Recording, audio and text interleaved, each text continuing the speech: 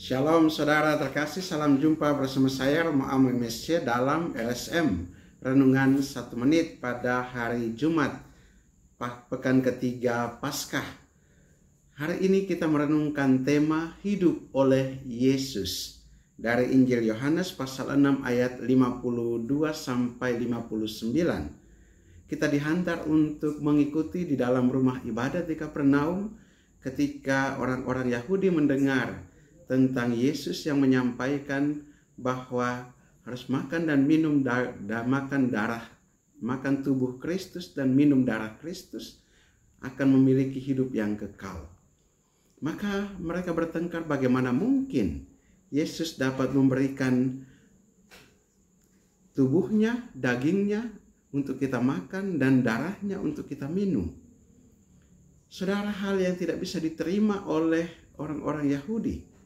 Karena tidak mungkin untuk makan daging manusia dan minum darah manusia. Hal yang sangat kanibal. Tetapi Yesus berusaha untuk membuka pikiran mereka.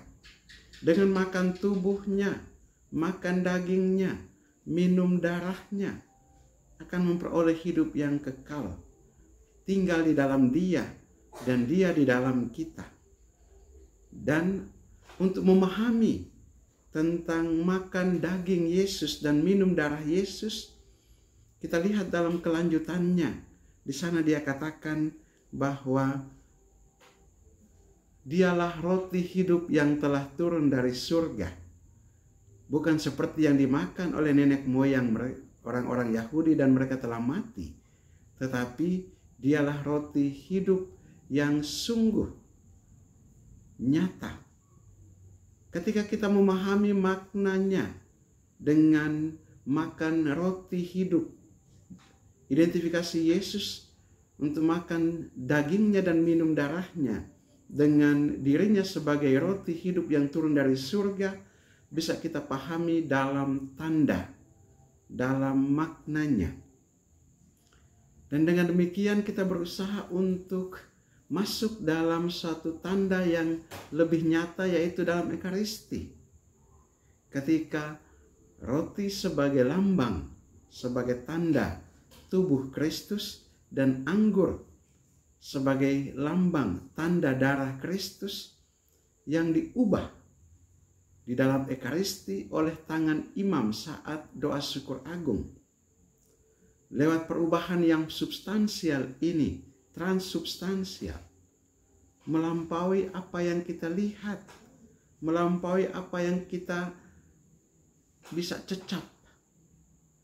Lewat roti dan anggur, kita bisa menerima bahwa apa yang dikatakan Yesus dengan makan dagingnya atau makan tubuhnya dan minum darahnya, kita sungguh tinggal di dalam Dia dan hidup oleh Dia.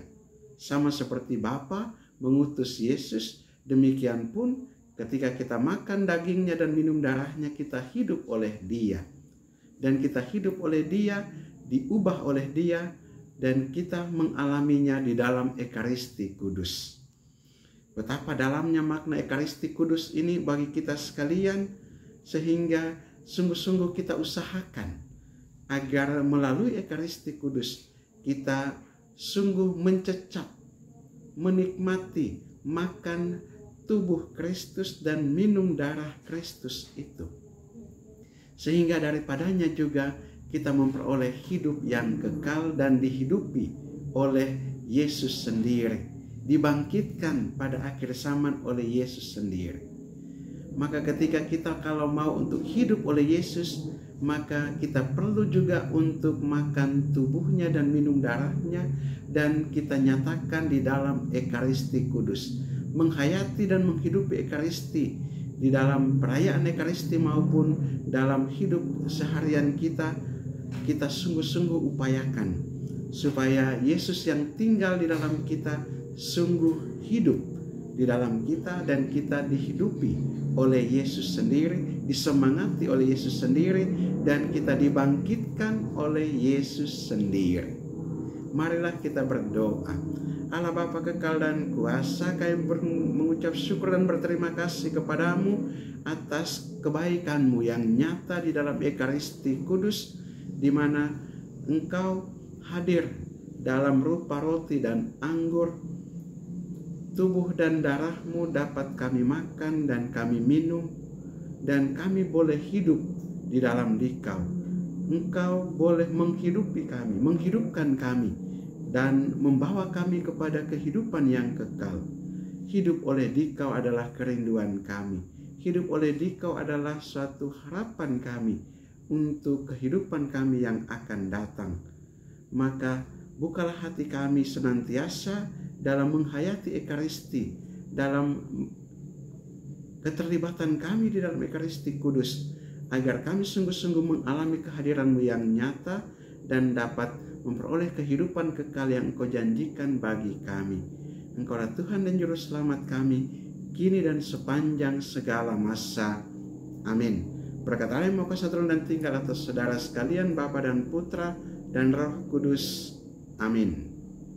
Saudara terkasih, apabila Anda berkenan dengan renungan ini dan belum subscribe channel ini, silakan Anda subscribe dan klik tanda lonceng agar mendapatkan update renungan ini setiap hari. Dan bagi saudara-saudara yang hendak memberikan apresiasi, komentar, atau memasukkan wujud-wujud doanya, silakan menuliskan pada kolom komentar. Saya bantu dalam doa-doa saya. Bagi saudara-saudara yang hendak membagikan renungan ini, silakan dibagikan agar menjadi berkat bagi saudara-saudara kita yang lain. Shalom dan Tuhan memberkati.